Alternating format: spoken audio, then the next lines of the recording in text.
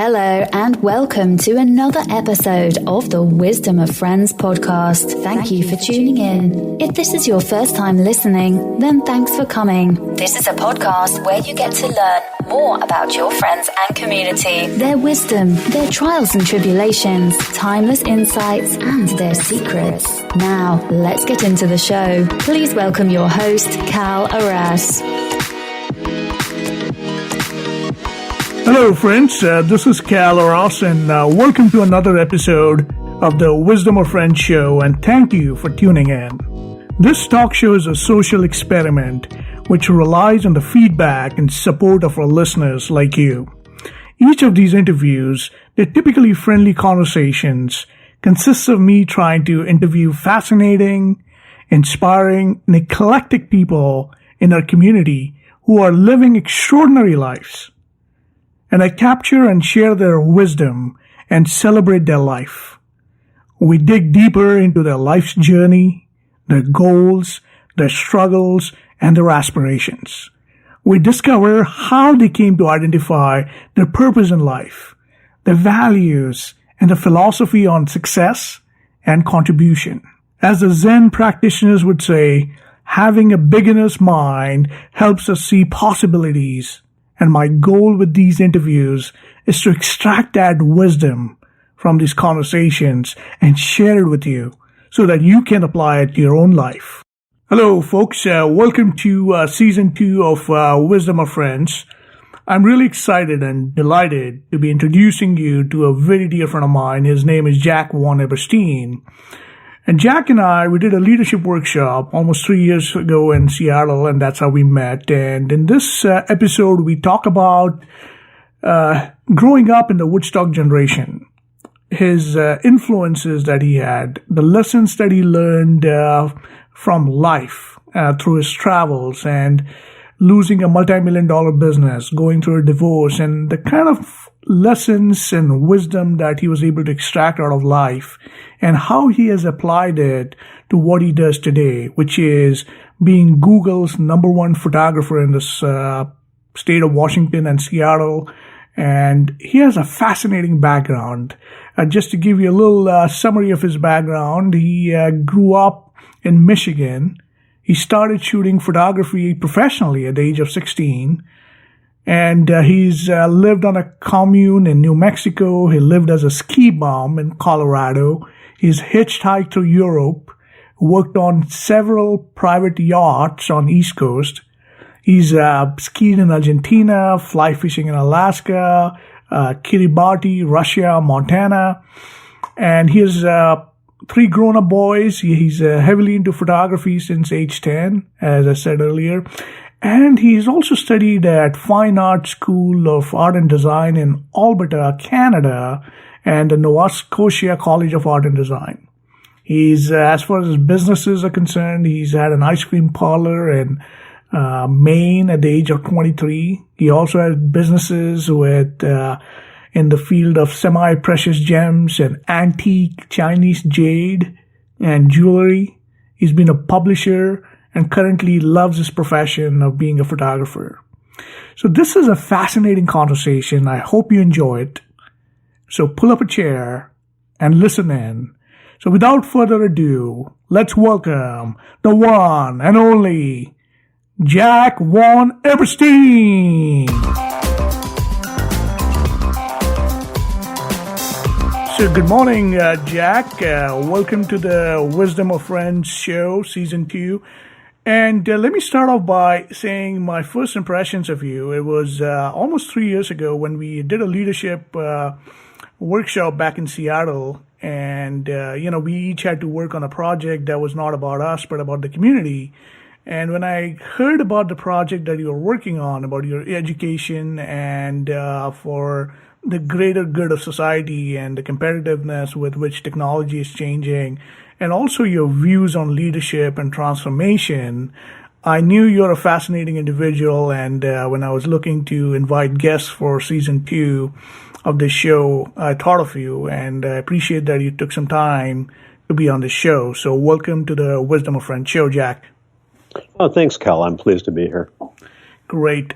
So one of the ways we start off our interview is by asking our guest the first question, as in, what's your favorite quote or philosophy that you live by, and how have you applied it to your life?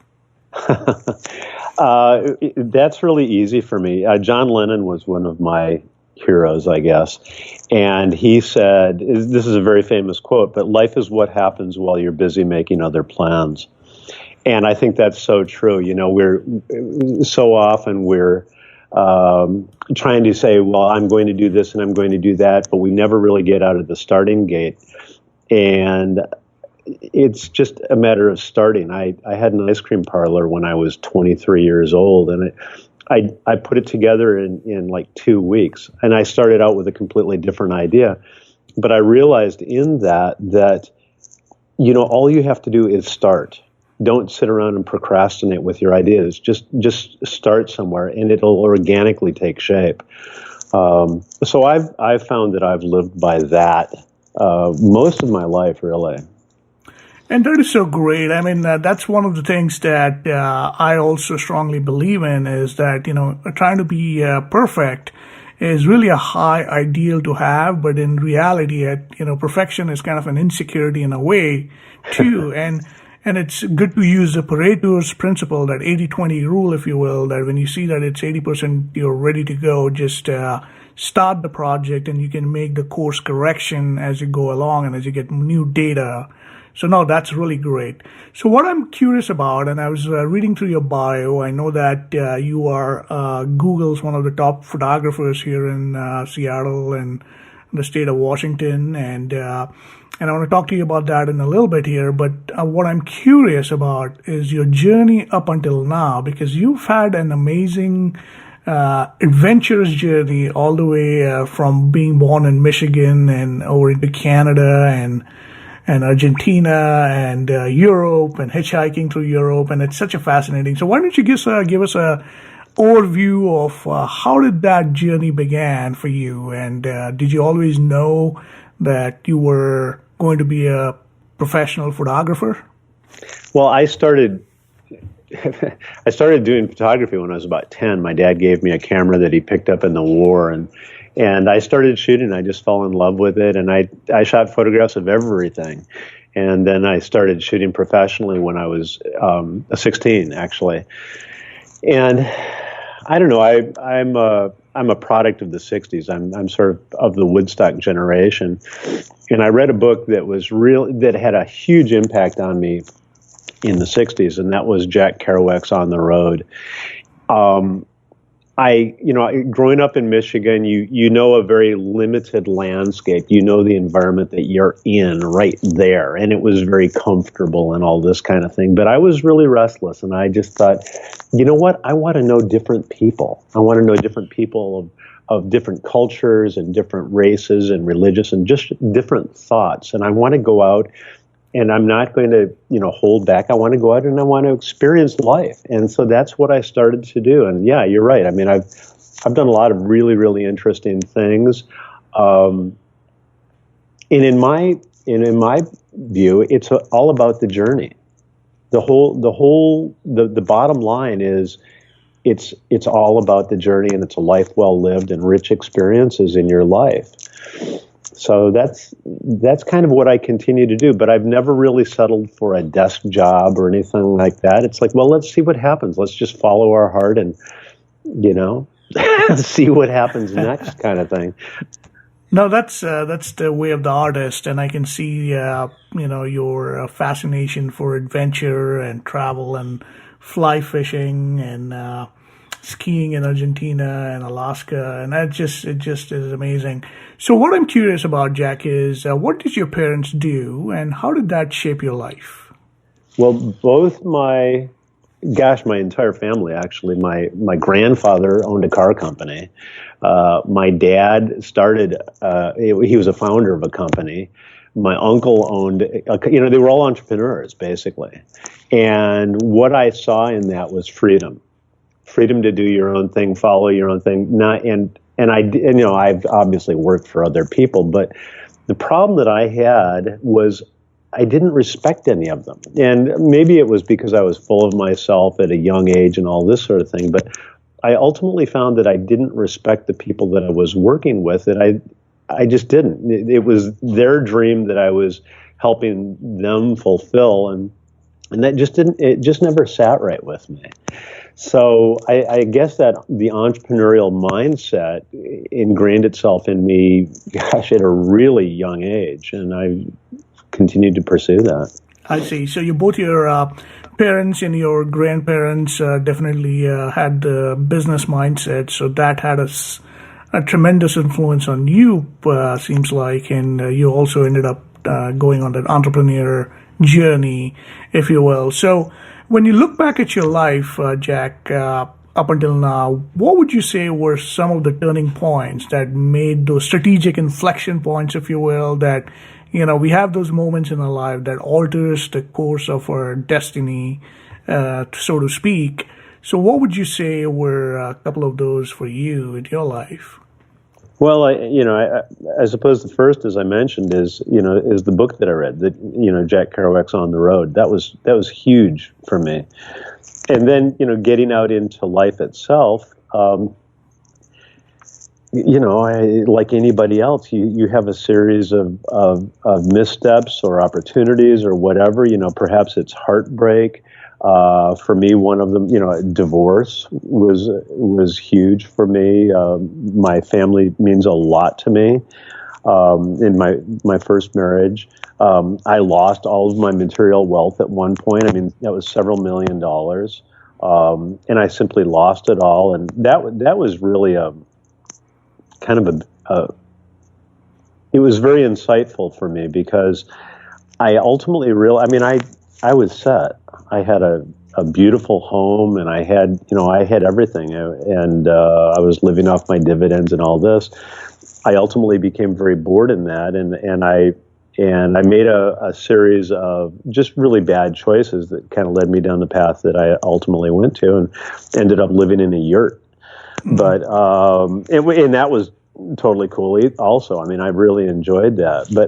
But I guess I finally realized in that the worldly possessions are in themselves a trap. That all of a sudden we're a steward of those things, and it's really ultimately just stuff. It's not anything that we're going to take with us.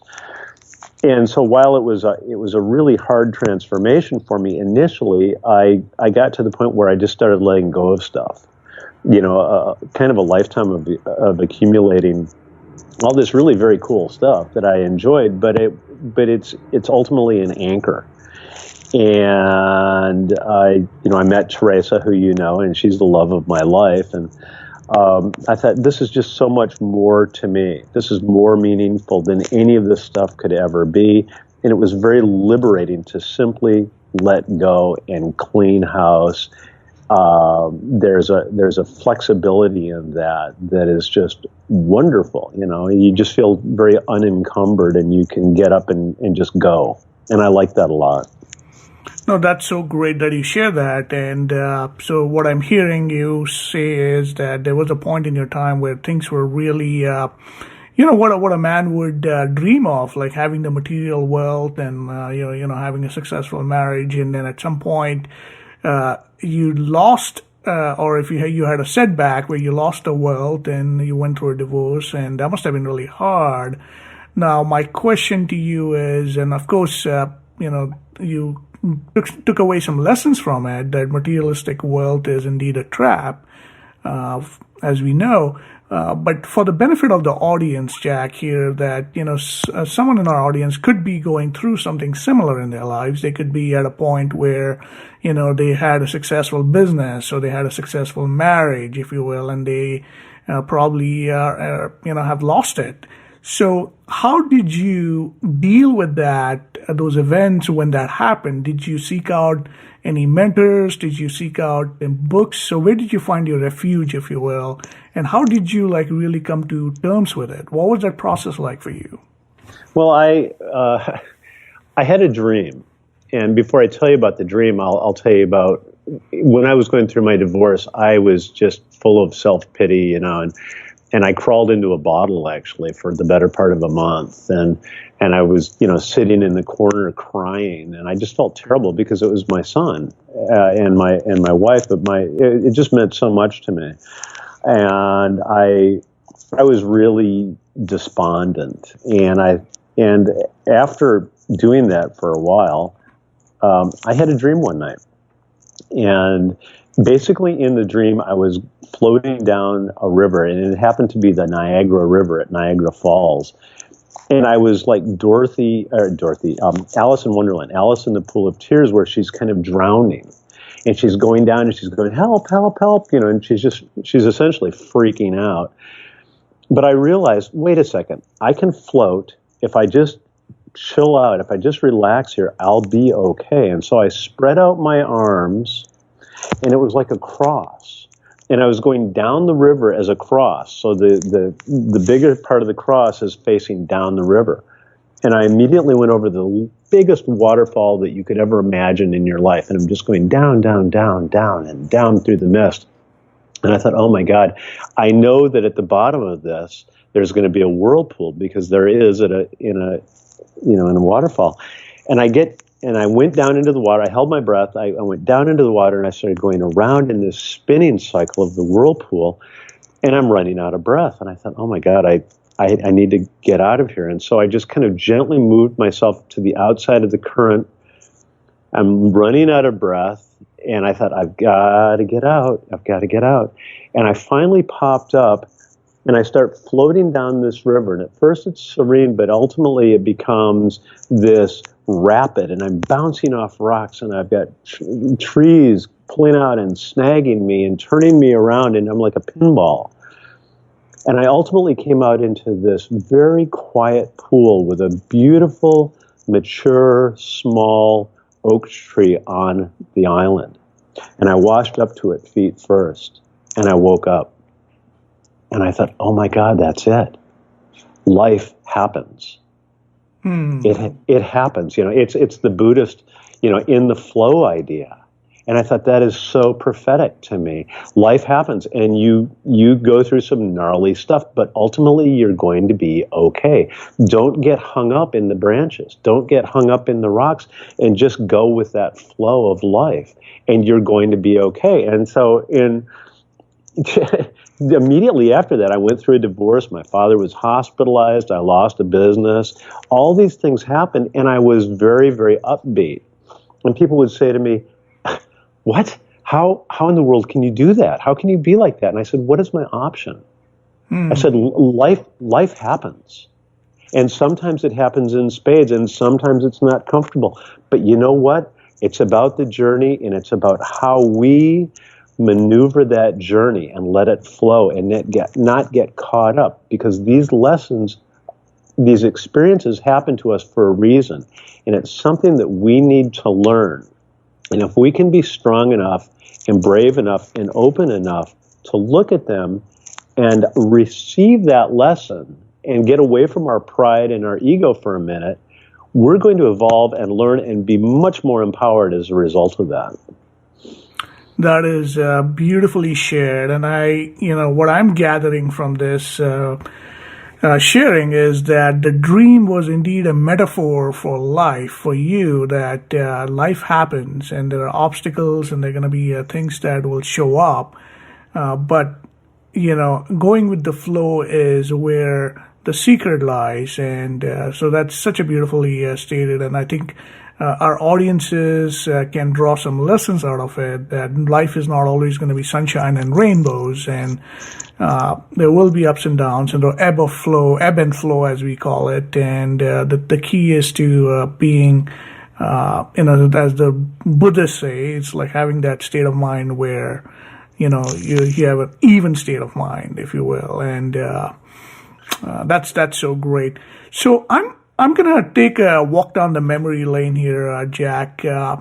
I know you mentioned about the Woodstock Generation and John Lennon. And so tell us about that, those times. What was it like growing up? Did you have any mentors? Did you have any role models during your growing up years that you idolized, or who fascinated you?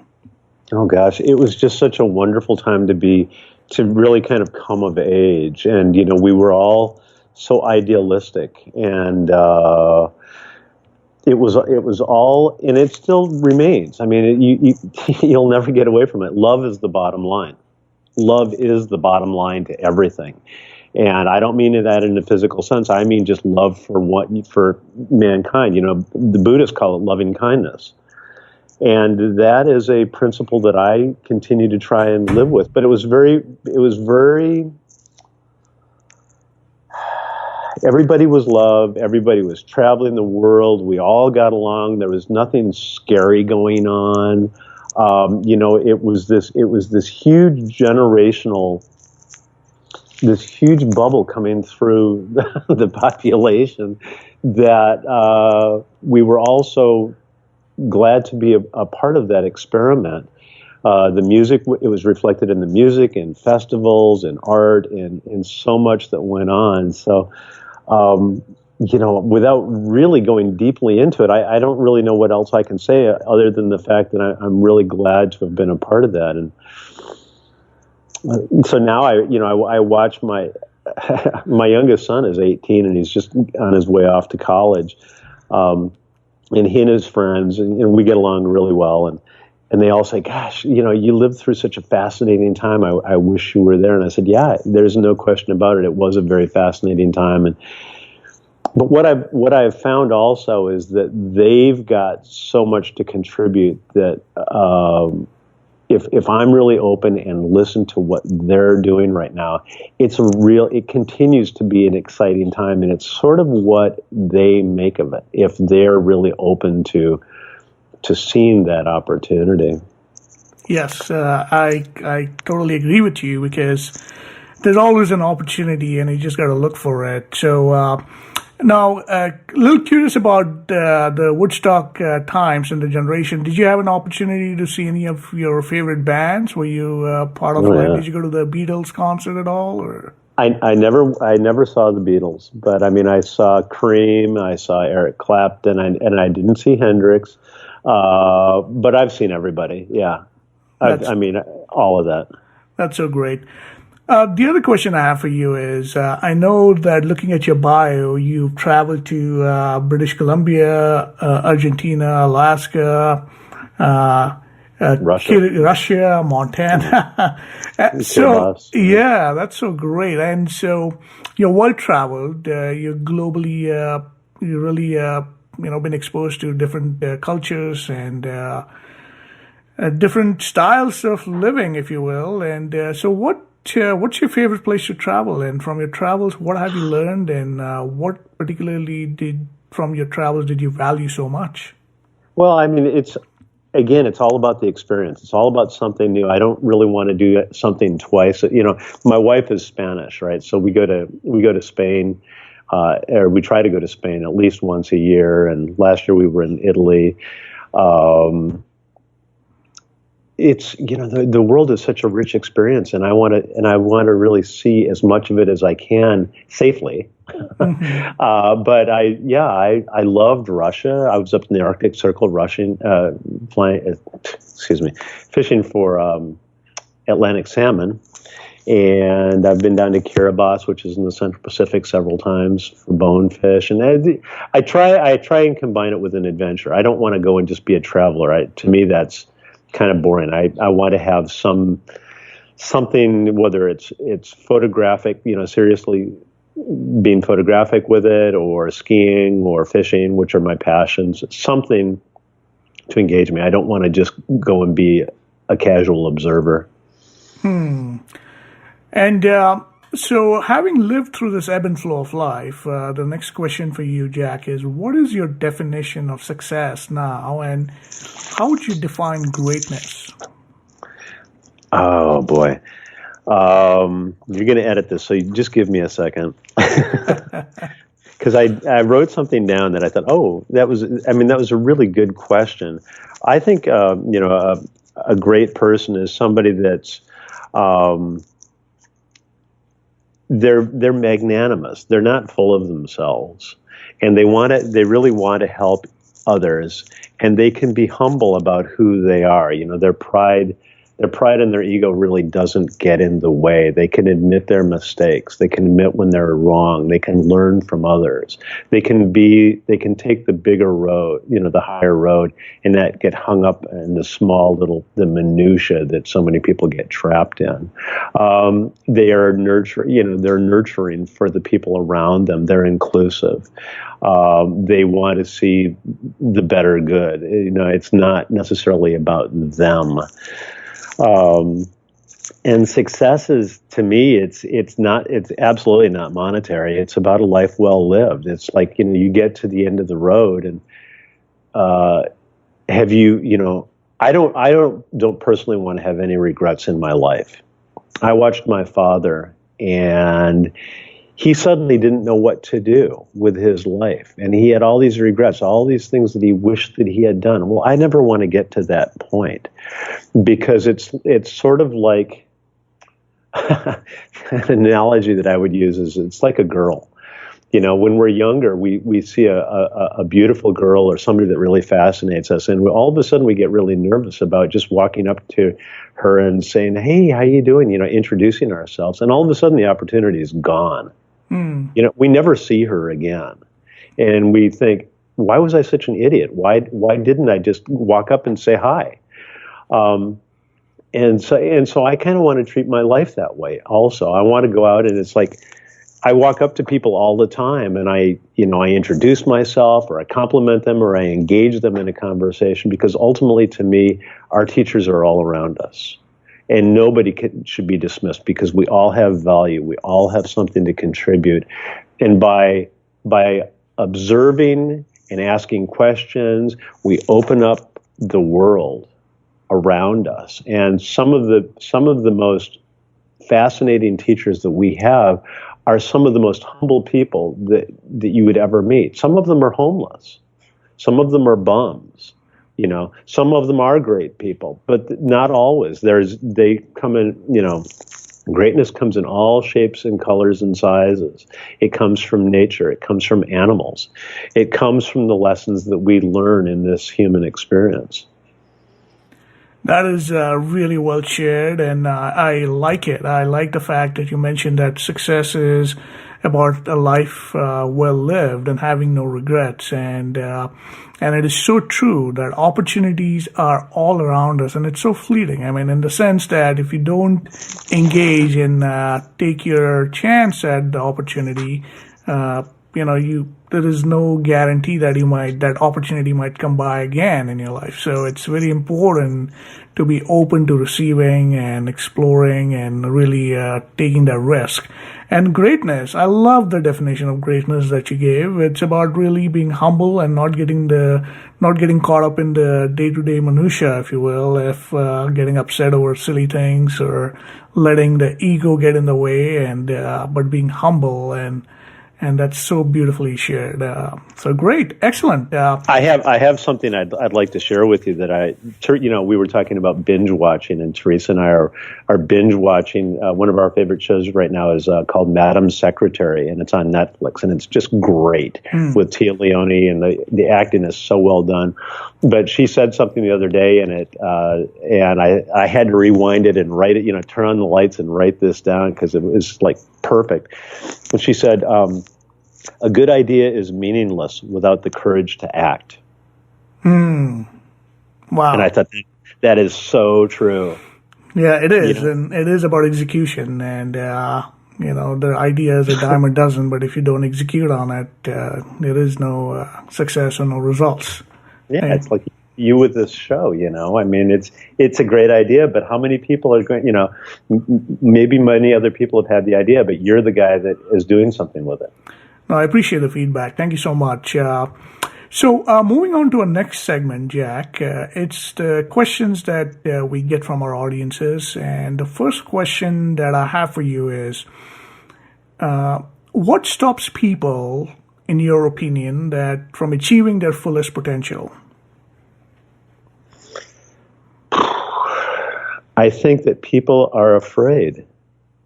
It goes back to your very first question. life is what happens while you're busy making other plans. And you watch people and they're making plans, and I'm going to do this and I'm going to do that. And all of a sudden, in doing that, it becomes overwhelming to them. They don't know how to just start it. And also, perhaps if they have a family or whatever, they are saying, well, I have to feed mouths, I have to do all these things.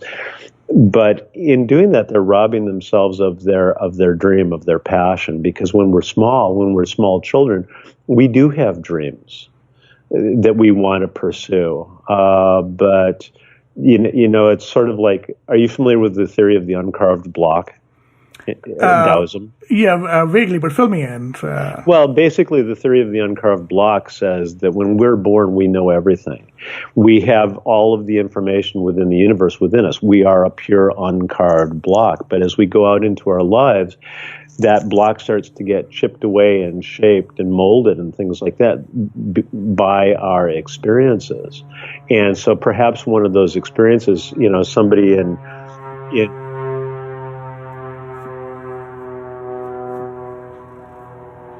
Jack, I think I lost you. You didn't. I was listening to the airplane. Okay. I'm assuming you're next to the airport. Yes, I am. So the theory of the uncarved block says that we are born with all the information in the universe within us. We are a pure uncarved block. But as we go out into life, that block becomes shaped and molded by virtue of our experiences, for good, bad, or indifferent, whatever. It becomes molded, and a young person would not be afraid because they don't know any better. But as you get older, we are shaped by an experience that perhaps we don't even know where it came from. Perhaps you were in third grade and somebody said, you love to sing, but somebody said, well, you're a lousy singer. And so you stopped singing and you said, well, that was one person's opinion, but you took it in a different way and said, well, I'm a lousy singer. Well, that was somebody that was perhaps jealous or whatever, but you've allowed it to impact your entire life. And so we don't really have a crystal clear view of who we are and how we've come to that point. And by making a good self-assessment of those things, that's why, the program that you and I went through was so great, because it allowed us to really look back and be honest with ourselves about how did we get here? What belief patterns do I have that have created the person that I am now? And so I think that with that, when we take an honest look at ourselves and we find, we all have interests, we all have passions and things that drive us. And when we go into those, it's like, do that thing. Even if it's on the side, do it. There's nothing to stop you. And you know what? If you wait 5 years, it's just 5 years later. And you've never made the effort to do the thing that really drives you. And that's becoming so much more important now than ever with the technological landscape that is changing our lives irretrievably. That is so great. And it reminds me of the quote by Michelangelo, which is, every block of stone has a statue inside it, and it is the task of the sculptor to discover it. And really, the life's experiences enabled us to sculpt away things that is not essentially us, and really become the highest version of ourselves, if you will. So that's a good reminder. And the other question I have for you is that related to that. Now, I know you are, I want to get into photography here, and I wanted to get your views on it a little bit. I know you're one of the top photographers for Google, and you also helped us during our Celebrating Mastery event in Seattle. You are our main chief photographer, and you did such a wonderful job that we got some amazing feedback from the community. And so let me ask you this about photography, that what is the art of photography in your view, and what is it that you look for when you're capturing those amazing images? Photography to me is about visual storytelling, and it's about engaging the viewer. It's so many different things. I mean, it's art and it's also science. Right now, I'm reading the autobiography of Ansel Adams, who was a great American photographer, and then also Robert Frank, who was also a very great American photographer, was a very good friend of mine. And I've had an opportunity to know some really, really interesting people. And basically what they did is,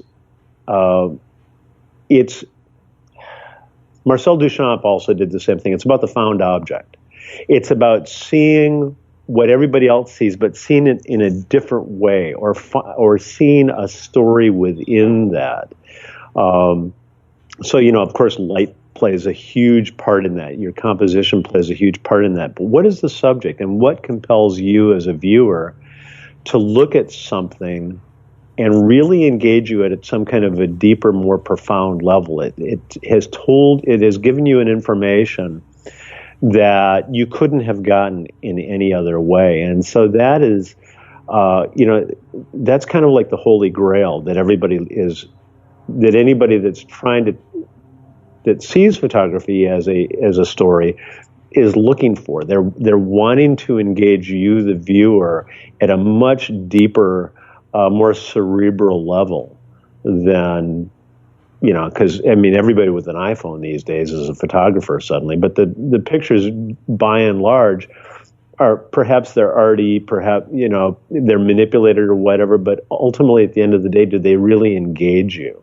Do you really want to sit there and look into it for more than 30 seconds and consider its impact on your being? No, that is really awesome. And I like the fact that you mentioned about visual storytelling, and that's really a powerful medium that as an artist, as a photographer, that you are able to do that, and it's really amazing and inspiring. One question, going back, this is another question that we have from one of our listeners, is if you could go back in time and talk to your 20-year-old or your young self, That's a great question. What advice would you give him? Oh my God. That's a really big question, I guess the thing that I would say is, don't be so full of yourself, and be open to what life is all about, because most kids are, the world revolves around them, and they don't see the bigger picture. And also the other thing I would say is take the opportunity of school a lot more seriously, because it's an opportunity that, in the scheme of things, it's really very fleeting. At the time, it seems like it's interminable, but it's really not. Do you want me to stop while he does that? Does that screen you up? No, that's all right. Go ahead. Really? Okay. At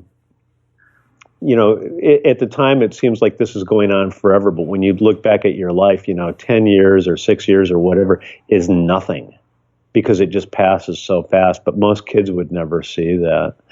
And so I would say it's take advantage of the educational opportunities that are in front of you, because once you get out into life, they're gone. You don't have that luxury anymore, and you have to go out and make a living. And school is, I heard this and I liked it. It's like, school is a deferment from life.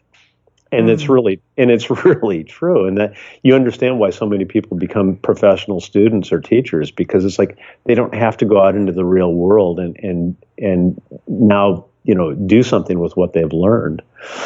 So I think that it's taking advantage of those opportunities, not being full of yourself. Realize that the things that you're learning are foundational, that you're going to ultimately build from, but at least it gives you a platform to learn and grow from. That's great advice. Now, moving on to our next section, Jack, this is called the rapid fire round, and it's really a fun section where I'm going to ask you a bunch of questions, and it's the first response that comes to your mind. And of course, if you want to elaborate on it, feel free to do so. But again, this is the rapid fire round. So Okay. My first question, so are you ready, Jack? Sure. All right, great. So my first question to you is, what rock star has impressed you? Eric Clapton. Oh, I And love the reason Clapton really impresses me because he's completely dedicated to his art. He's not into it for the money, and you can see that he just absolutely loves what he's doing, and it carries through in his playing. I mean, the guy's a complete master, and he's trying different things all the time. And then, so you're talking about Clapton and his command on the guitar and the mastery that he's dedicated to.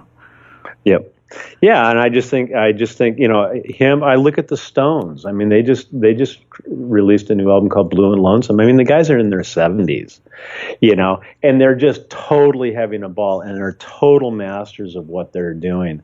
And so I really appreciate anybody that's into it for the long haul because they absolutely love what they do, and they're really just, there's so much joy in that. You can see that in an actor. So I guess, if you were following up on your next question, which is whose brain would you pick, I would say any true masters, and I consider them masters.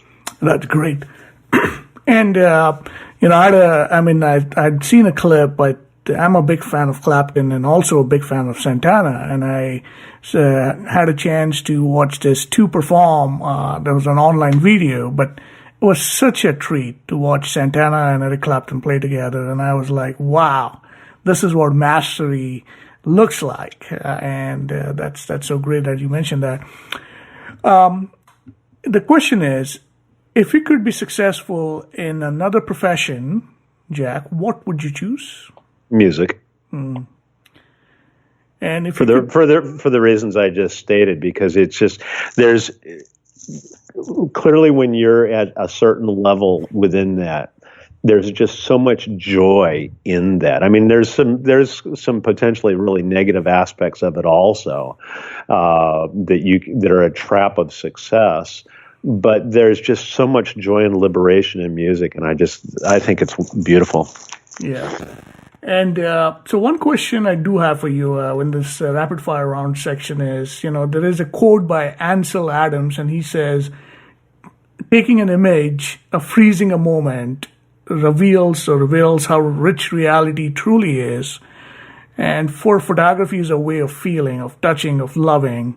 So my question to you is, what is the greatest work of art that you've seen, or in your opinion?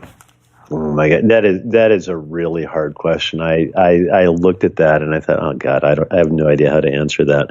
There's so much that I love. I mean, I love the American school of the 1800s, kind of the American frontier. I love those works, the color and the nuance and the romance of this kind of untouched wilderness. I thought was absolutely gorgeous.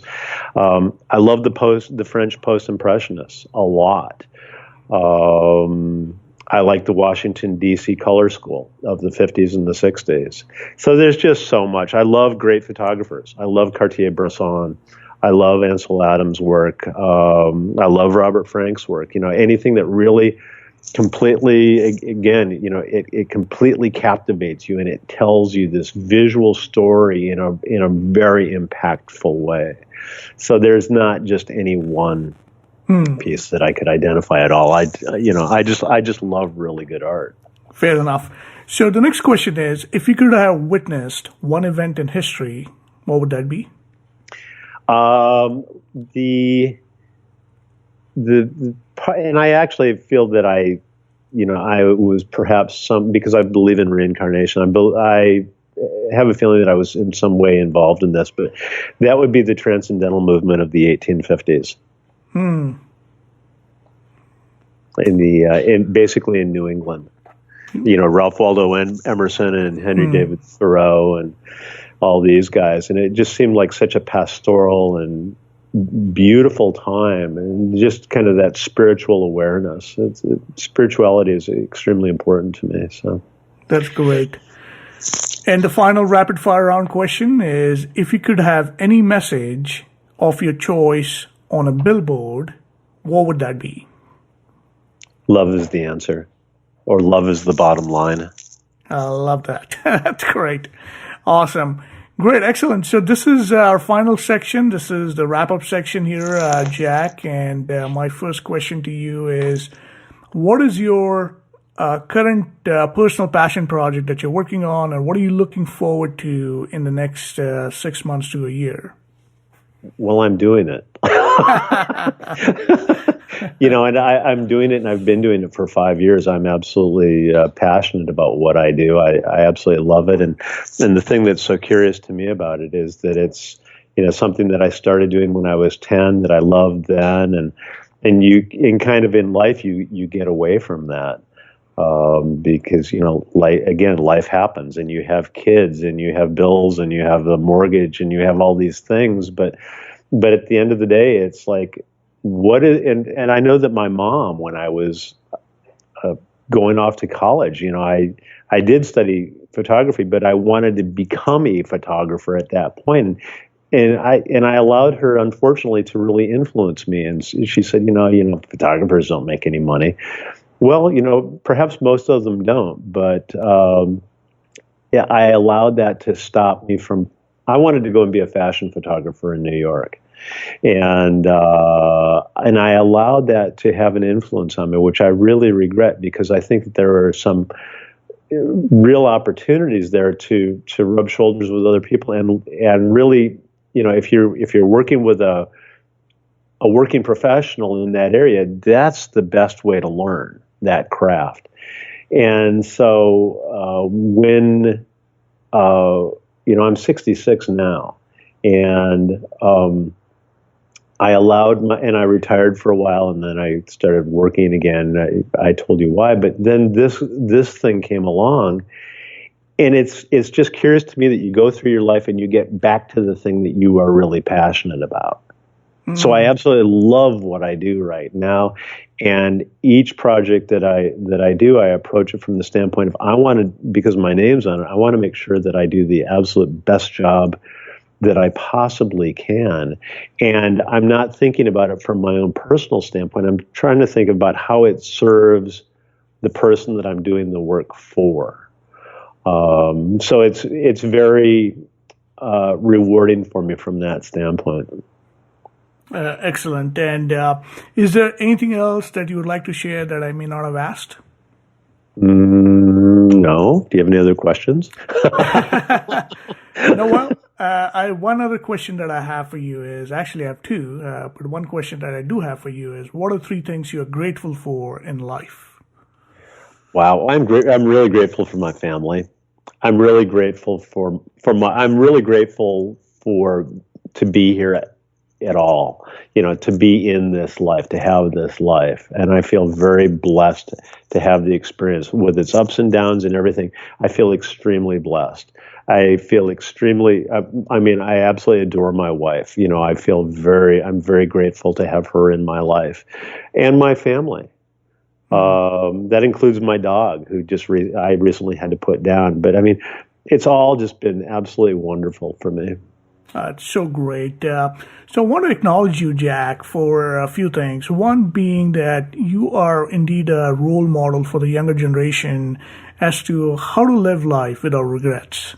And your dedication to your craft, your love of your profession, and your amazing commitment to mastery is so that you are not only doing an amazing job, but leaving an imprint with your work on society and in the service of others. It's such an inspiring profession, and your commitment is just amazing. And I just also want to thank you for just being the leader that you're in the community, being an inspiration that you're in the community. And so thank you again for taking the time, actually, and sharing your insights and wisdom with our audience.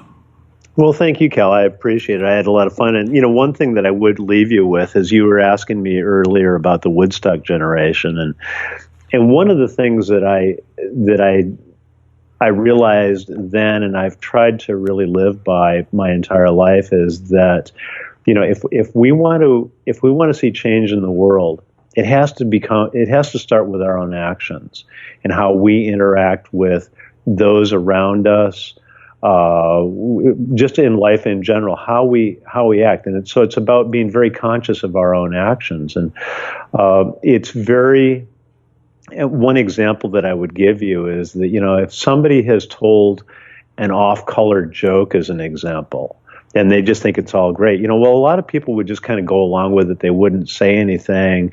And in doing that, they're essentially giving that other person license, thinking, well, this is okay. You see that all the time on the internet.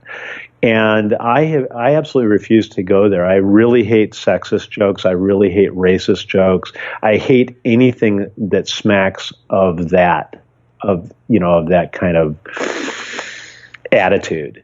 And so I've always been the guy that would stand up and say, you know what? I'm just not okay with that. I don't think it's funny. I think it's dehumanizing, and I think it's counterproductive to society at large.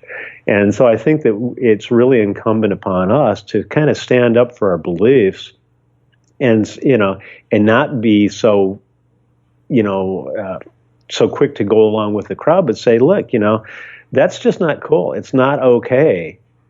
And that kind of thinking is degenerative to our own evolution. So thank you for reminding us of that and sharing that. That's great. So one final question, and this is how we wrap up our interview. And the question is, why do you think people should listen to the wisdom of friends? Oh, this is a great idea. Seriously, I mean, it's what you were saying earlier, is that, we all learn from each other. We all have something to contribute. And that's what you're trying to do with this show. I mean, I really applaud you for it, because it comes from from places that a lot of people, you're basically allowing people to share their stories with your audience. And for us to get a peek into somebody else's life. Because we honestly don't know what's going on with somebody else until we really ask some probing questions. And you've created a platform that provides that for people. So we learn from each other. We grow through that experience. And it's just like the program that you and I went through, maybe 100% of what was said by other people it didn't resonate, but there were parts of it that absolutely resonated with each and every one of us. And that's why it was so incredibly successful. And I think that your show is doing the exact same thing. That's so great, and I so appreciate it. This has been such a fascinating and awesome conversation, as I expected it to be. And again, thank you so much, Jack, for your time and candid answers. I really appreciated our time here and the conversation. And for those of us who are listening, with that, we'll wrap it up. And if you like what you heard, please share. Don't be shy. Thank you. Thank you. Thanks for listening to the Wisdom of Friends show with Cal Arras. If you like what you just heard, we hope you'll pass along our web address, theglobalcontribution.com. To your friends and colleagues, be sure to check out our archive section on our website for previous episodes. This has been a Seven Symphonies production. Join us next time for another edition of the Wisdom of Friends.